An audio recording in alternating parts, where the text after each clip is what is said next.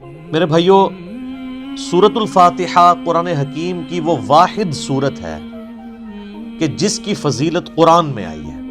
قرآن کی کوئی سورت ایسی نہیں ہے، انکلوڈنگ سورۃ الاخلاص بھی، کہ جس کی فضیلت قرآن میں آئی ہے سوائے سورۃ الفاتحہ کے۔ اس لیے فضیلت کے اعتبار سے قرآن حکیم کی سب سے افضل سورت وہ سورۃ الفاتحہ ہے۔ اس کی سپورٹ میں انشاءاللہ بخاری اور مسلم سے احادیث بھی پیش کروں گا۔ قرآن حکیم میں اللہ تعالیٰ نے سورہ الحجر پارہ نمبر 14 میں آیت نمبر 87 ہے، اعوذ باللہ من الشیطان الرجیم، بسم اللہ الرحمن الرحیم، وَلَقَدْ آتَيْنَاكَ سَبْعًا مِّنَ الْمَثَانِي وَالْقُرْآنَ الْعَظِيمِ، اور بے شک اے محبوب صلی اللہ علیہ وآلہ وسلم ہم نے آپ کو عطا فرمائی 7 آیات ایسی جو بار بار پڑھی جاتی ہیں، اور قرآن عظیم بھی، یعنی پورے قرآن کا ذکر الگ سے اور ان 7 آیات کا ذکر الگ سے سورۃ الحجر آیت نمبر 87 میں۔ اور ظاہر ہے وہ بار بار دہرائی جاتی ہیں۔ دنیا کا کوئی بھی مسلمان ہو، اس کا تعلق کسی بھی مکتبہ فکر کے ساتھ ہو، کم از کم 5 نمازوں کی فرض رکعتوں میں 17 دفعہ تو سورۃ الفاتحہ وہ پڑھتا ہے، سنتیں اور نوافل اور وتر اس کے علاوہ۔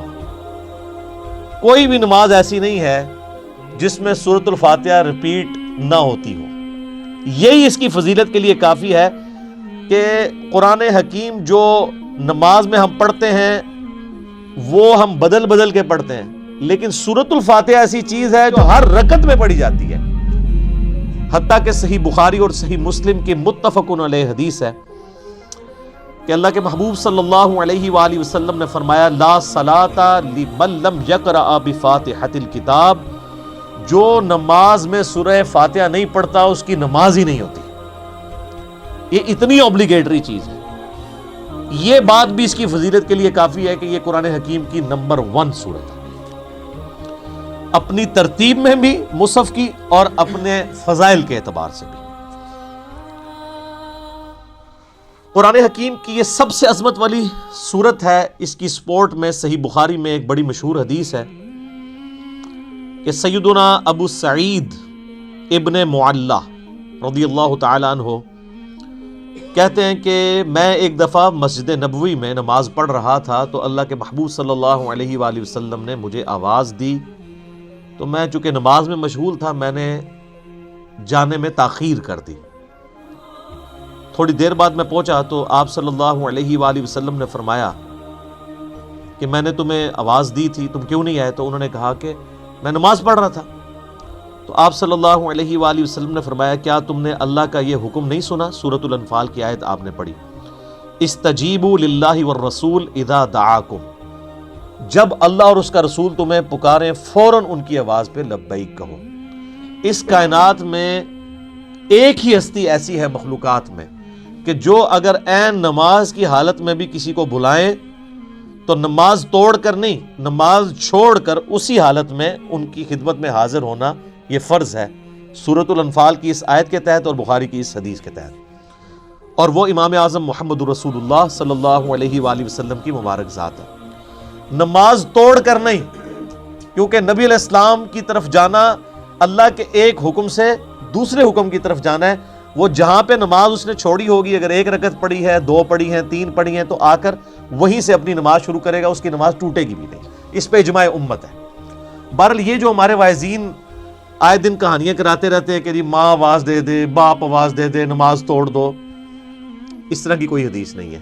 البتہ یہ ضرور ہے کہ اگر زندگی موت کی کشمکش بن جائے، کوئی ایمرجنسی ہو جائے، تو آپ پھر نماز توڑ سکتے ہیں۔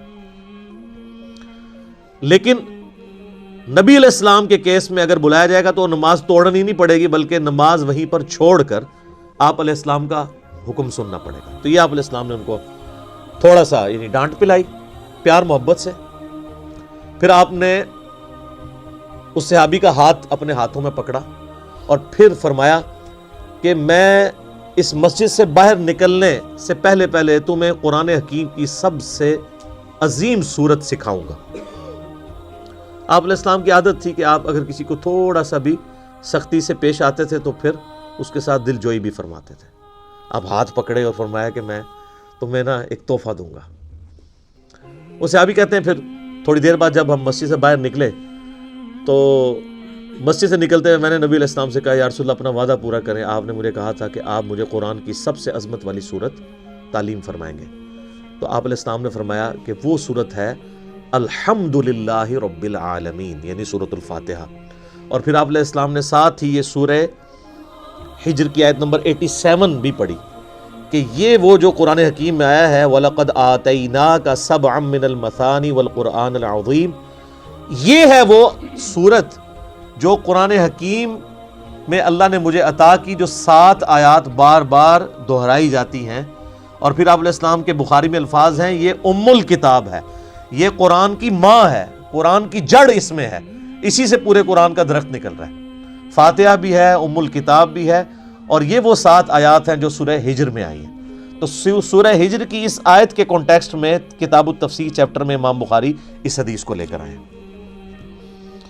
یہ حدیث کافی ہے اس کی فضیلت کے لیے. اچھا, یہ تو سورہ اعظم تھی نا قرآن کی. قرآن کی ایک آیت بھی ہے جو اعظم ہے, وہ صحیح مسلم میں حدیث ہے.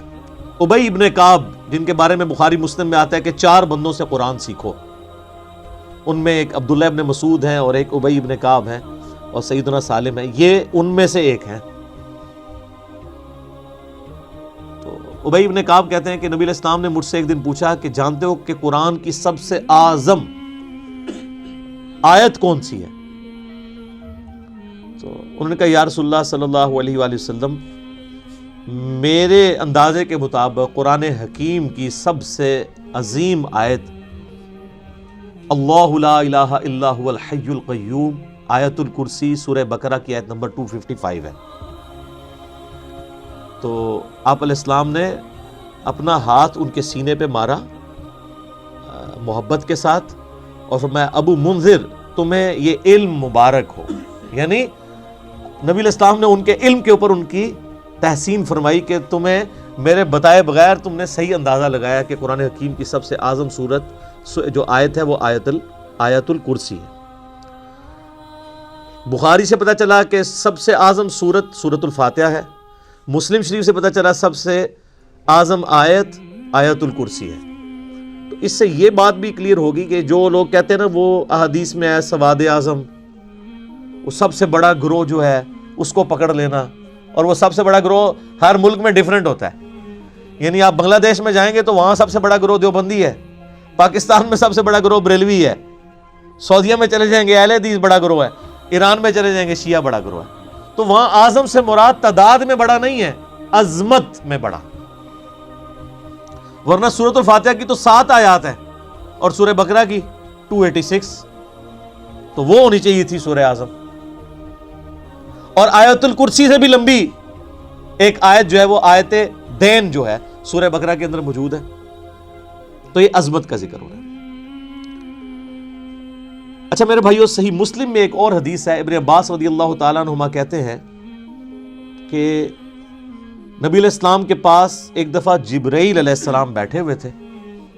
ظاہر صحابہ نے نہیں دیکھا, آپ علیہ السلام نے بتایا. تو اچانک ایک آواز ان کو زوردار سنائی دی. یہ صحیح مسلم کی حدیث ہے.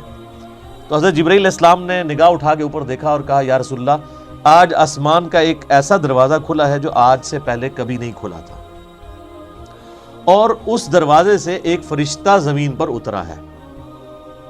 اتنے میں وہ فرشتہ حاضر ہوا نبی علیہ السلام کی خدمت میں. تو حضرت جبرائیل نے کہا کہ یا رسول اللہ, یہ وہ فرشتہ ہے, یہ آج سے پہلے دنیا میں کبھی نہیں آیا تھا, اور وہ دروازہ بھی آج سے پہلے کبھی نہیں کھلا تھا, اور یہ فرشتہ آپ کو سلام عرض کر رہا ہے, اور اللہ کا یہ پیغام لے کر آیا ہے کہ آپ کو بشارت ہو 2 ایسے نوروں کی جو آپ سے پہلے کسی پیغمبر کو نہیں دیے گئے. ان میں سے پہلی چیز سورۃ الفاتحہ ہے, اور دوسری چیز سورہ البقرہ کی آخری 2 آیات آمن الرسول بما انزل الیہ من ربہ والمؤمنون. تو سورۃ الفاتحہ وہ نور ہے جو کسی پیغمبر کو نہیں دیا گیا سوائے ہمارے محبوب صلی اللہ علیہ وآلہ وسلم کے. اچھا, صحیح بخاری کی جو میں نے حدیث بیان کی کہ سورہ اعظم ہے قرآن کی, اس کے تحت یہ بات تو بالکل کلیئر ہو گئی کہ نبی علیہ السلام نے سورۃ الفاتحہ کو جو تعلیم فرمایا اس کا آغاز کیا الحمدللہ رب العالمین سے. تو اس میں واضح اشارہ موجود ہے کہ بسم اللہ الرحمن الرحیم سورہ فاتحہ کا حصہ نہیں ہے، قرآن کا حصہ ہے. وہ تو ہر سورت کے آغاز میں بسم اللہ ہے سوائے سورہ التوبہ کے، اور سورہ نمل کے اندر آیت بھی ہے انہ من سلیمان و انہ بسم اللہ الرحمن الرحیم. لیکن جو سورتوں کے آغاز میں بسم اللہ لکھی جاتی ہے یہ سورت کا حصہ نہیں، قرآن کا حصہ ضرور ہے. تو چونکہ نبی علیہ السلام نے اس میں فرمایا الحمدللہ رب العالمین، تو اگر آپ علیہ السلام نے اس سورت کو تعلیم فرمانا ہوتا اس اعتبار سے کہ بسم اللہ اس کا حصہ ہوتی، تو آپ فرماتے کہ وہ سورت ہے بسم اللہ الرحمن الرحیم الحمدللہ رب العالمین. تو یہ اس بات کو تقویت دیتی ہے کہ بسم اللہ سورہ فاتحہ کا حصہ نہیں. لیکن نماز میں ہم پڑھتے ہیں، اس کے ساتھ پڑھیں گے، لیکن حصہ نہیں ہے. البتہ مسلمانوں میں اہل حدیث مکتبہ فکر اور امام شافعی کے جو مقلدین ہیں ان کا موقف ہے کہ بسم اللہ سورہ فاتحہ کا حصہ ہے. اہل تشیع کا بھی یہی موقف ہے. اس لیے آپ اگر شیعہ کے چھپے ہوئے قرآن دیکھیں گے اور اہل حدیثوں کے، اب یہ میرے ہاتھ میں جو قرآن ہے یہ سعودیہ سے چھپا ہوا ہے، یہ اہل حدیث کا ہے، اس میں بھی بسم اللہ الرحمن الرحیم کو پہلی آیت انہوں نے ڈکلیئر کیا ہوا ہے اور الحمدللہ رب العالمین کو دوسری آیت. امام حنیفہ رحمہ اللہ تعالی اور کئی ایک ائمہ کا یہ موقف ہے کہ سورہ فاتحہ کا حصہ نہیں ہے بسم اللہ. میرے نزدیک امام ابو حنیفہ رحمہ اللہ کا موقف احادیث کی روشنی میں مضبوط ہے، کیونکہ نبی علیہ السلام سورہ فاتحہ کا اعلان کرتے ہوئے اس کو الحمدللہ رب العالمین سے بتا رہے ہیں.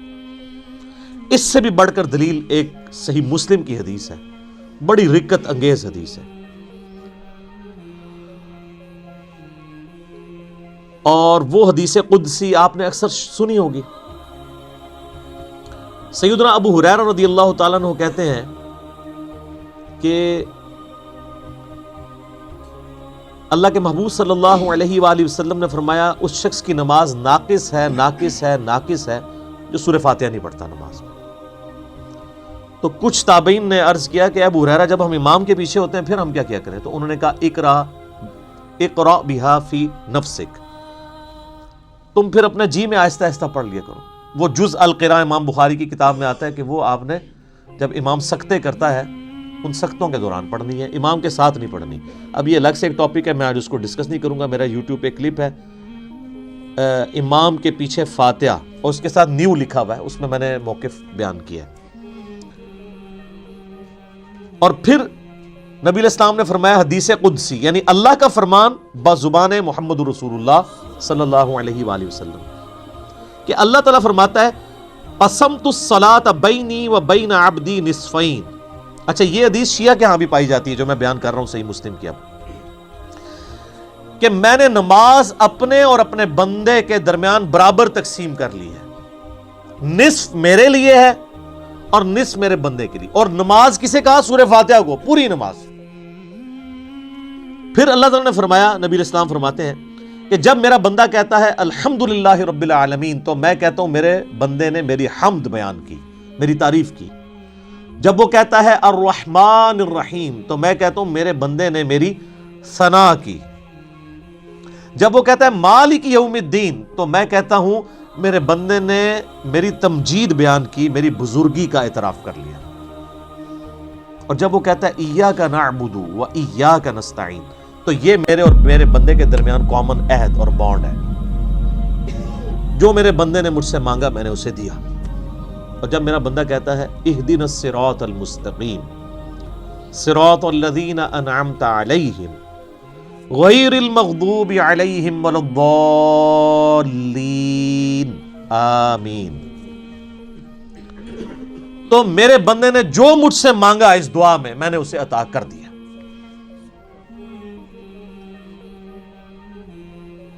یہ حدیث بھی اس بات کا ثبوت ہے کہ سورہ فاتحہ کا حصہ بسم اللہ نہیں ہے، ورنہ تو یہ سٹارٹ یہاں سے ہوتی کہ جب میرا بندہ کہتا ہے بسم اللہ الرحمن الرحیم تو میں کہتا ہوں میرے بندے نے میرے نام سے آغاز کیا.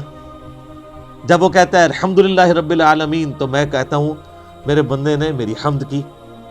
تو اس حدیث میں بھی، حدیث قدسی میں بھی سورہ فاتحہ کا آغاز الحمدللہ رب العالمین سے ہوا۔ لہٰذا اہل تشیع اور اہل سنت میں اہل حدیث اور شافعی ہیں جو شوافع، ان کا موقف مضبوط نہیں ہے اس مسئلے میں۔ امام حنیفہ رحمہ اللہ کا موقف اس مسئلے میں، جہاں کئی مسئلوں میں ان کے موقف غلط ہے، اس مسئلے میں ان کا موقف ٹھیک ہے۔ یہ سورہ فاتحہ کا حصہ نہیں ہے بسم اللہ۔ اس سے بھی بڑھ کر بخاری و مسلم میں حدیث ہے، انس ابن مالک کہتے ہیں میں نے پوری زندگی نبی علیہ السلام کے پیچھے نماز پڑھی، اس کے بعد حضرت ابوبکر کے پیچھے، پھر حضرت عمر کے پیچھے، پھر حضرت عثمان کے پیچھے۔ میں نے ان چاروں میں کسی کو بھی قرات کا آغاز نماز میں بسم اللہ سے کرتے ہوئے نہیں سنا، ہمیشہ الحمدللہ رب العالمین سے سنا۔ وہ ثنا تو خاموشی سے پڑھی جاتی ہے نا، اور بسم اللہ بھی۔ قرات کا آغاز وہ کرتے تھے الحمد سے، اس کا مطلب ہے کہ وہ سورہ فاتحہ سے اسے الگ سمجھتے تھے۔ اور مسلم میں تو یہاں تک الفاظ ہیں، بلکہ وہ حضرت انس بن مالک تو انکار ہی کر رہے ہیں، وہ کہتے ہیں کہ نبی علیہ السلام اور حضرت ابوبکر و عمر سورہ فاتحہ سے نہ پہلے بسم اللہ پڑھتے تھے نہ بعد میں، یعنی اگلی سورہ سٹارٹ کرنے سے پہلے بھی بسم اللہ نہیں پڑھتے تھے، کنٹینیوشن کے ساتھ پڑھتے تھے۔ بعض محدثین نے اس کی توجیہ بیان کی کہ اس سے مراد ہے کہ بلند آواز سے نہیں پڑھتے تھے، کیونکہ ثنا اور بسم اللہ آہستہ آواز سے پڑھنا تو ثابت ہے، تو آہستہ آواز سے پڑھنا ہی اس بات کی دلیل ہے کہ اس کو فاتحہ سے الگ کر کے پڑھتے تھے، لہٰذا وہ فاتحہ کا حصہ نہ ہوا۔